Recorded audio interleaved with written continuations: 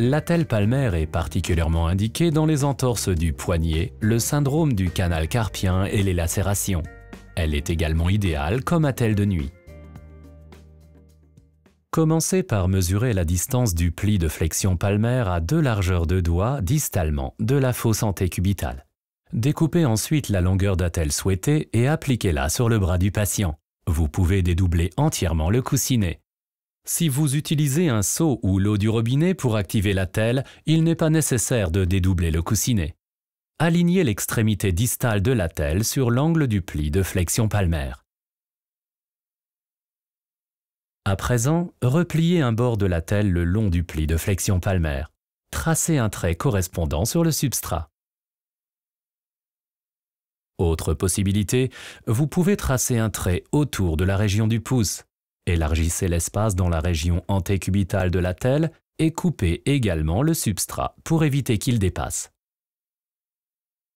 Découpez les régions délimitées. Si vous avez dédoublé le coussinet, vous pouvez retirer le substrat pour effectuer les découpes.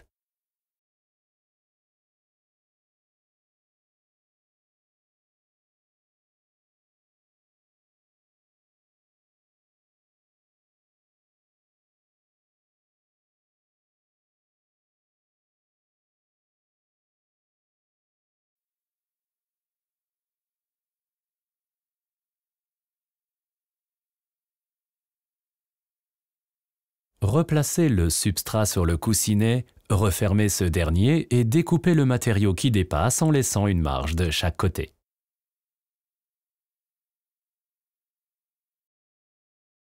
Si vous découpez un espace pour le pouce dans le substrat, faites également de petites incisions dans le coussinet.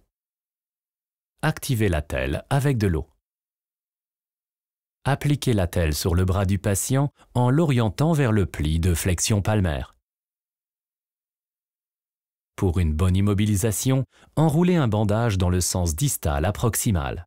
Ancrez au niveau du poignet et effectuez 2 circulaires autour du pouce en passant par la première commissure.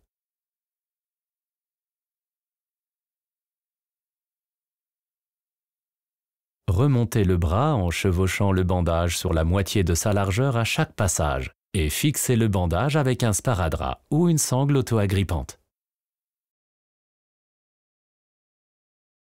Moulez l'attelle dans la paume avec votre pouce ou la paume de votre main. Utilisez votre pouce pour immobiliser le pouce du patient et placez sa main dans vos 2 mains. Modelez et positionnez l'attelle conformément aux instructions du médecin jusqu'à ce qu'elle ait durci.